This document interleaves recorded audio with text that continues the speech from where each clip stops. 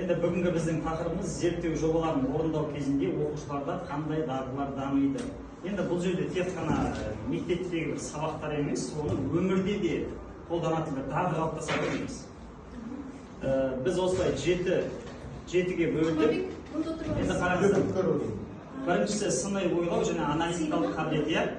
Сыни ойлауға тоқталмай қойын, бірақ аналитикалық қабілет дегеніміз кеше Бақыт апай жақсы айтып өтті негізі. Аналитикалық арнайы курсы бар. Ол аналитика дегеніміз ол салыстыру ғой негізі. Балалардың қанша пайызға игеріледі, прогресс бар, регресс бар. Сол регресс дегеніміз жаңағы сізде мысалы мектепте қазір кешіңіздер. Енді аналитикалық қабілет дегеніміз қарапайым ғана, мысалы 4.90-да сіздер отчет жасайсыздар ғой, 1.90-дағы осылай болған екен, пайызы осындай болған екен, оның өзі негізі аналитикалық. Келесі, мәселені шешу дағдысы, яғни нақты мәселені зерттеп, тиімді жолдарын таңдауды үйренеді. Мысалға кез келгеніміз, сіздерде өмірлеріңізде болды ма, мысалға мен бұлай істеуім керек еді, неге мен бұлай істедім деген сияқты өздеріңізге бір есеп беру болды ма? Болады ғой негізі, барлығыңызда болады ғой. Осылай істей салып. Адам мысалы тіпті бір күніне есеп беріп жүрген. Бүгін мен не бітірдім дегендей. Таңертең шыққанда мен бүгін мысалы ана жерге баруым керек, мына жерге баруым керек дегендей, ана жұмысты бітіруім керек дегендей кішкене адам жоспар құрады ғой. Және де бұл жерге мен Бауыржан Момышұлының бір сөзін қосқым келіп отыр, яғни тәртіпке бағынған құл болмайды дейді. Біз заңға бағынуымыз керекпіз. Ол бізді қандай адам болса да, мысалға басшылық бізді басынбайды ғой, бізге тәртіп орнатқысы келеді, сонда ғана жұмыс жүреді. Ал ол жерде жеке мінезді көрсетіп тәртіпке бағынбай, ол енді шектен шыққандығы есептеймін негізі өзім. Сондықтан келесі зерттеу әдістерін меңгеру, жинау деректерді және қорытынды шығару.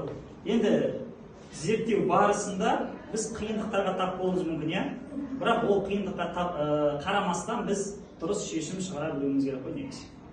Келесі, уақытты тиімді басқару.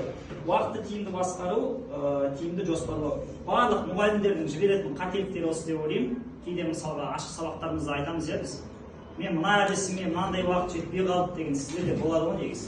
Сол үшін сіздер әдіс тәсілге байланысты ол жерде оқушының жас ерекшелігіне ескере отырып, дұрыс уақыт таңдай білуіміз керек. Әйтпесе біздің сабағымыз уақыт жағынан қиындықтар әрдайым болады негізі. Келесі, коммуникация және командалық жұмыс. Енді коммуникация дегенде тоқталмай қойын, оны кеше түсіндіріп өттім. Командалық жұмыс кезінде адамдар, яғни оқушы, мысалға, өз ойларын айтады, егер мұғалімнің топтық жұмыс болса, біз де өзіміздің ойымызды айтамыз. Демек, топпен жұмысты үйренеді.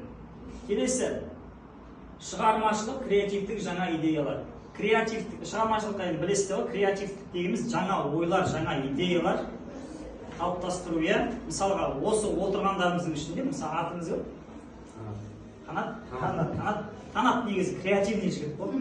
Бір қарағанда бәрімізге былай айтады.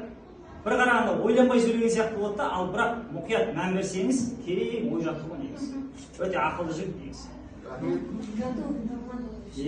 Кеше сөйлеген сөздерінің өзін байқаған боларсыздар деп ойлаймын. Прям сөз баяндығы жан-жақты. Келесі, цифрлық сауаттылық бұл ақпаратты дұрыс таңдау, яғни интернет көздеріндегі өздеріңізге қажетті ақпаратты дұрыс таңдай білу. Және де астына қосып қойдым, бұл жасанды интеллект. Қазіргі заманғы ең бір барлық педагогтерге керек дүние ғой негізі. Сондықтан жасанды интеллектті дұрыс таңдай білуіміз керекпіз.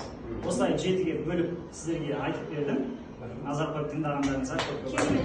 Әріптестер айтпақшы, мен сіздерге бір екі мына жақта Әл-Фараби бабамыздың екі сөзін жазып қойдым. Ең тамаша әрекет бақытқа қол жеткізетін еркіндік. Яғни біз алға дамуымыз үшін бізде еркіндік болу керек.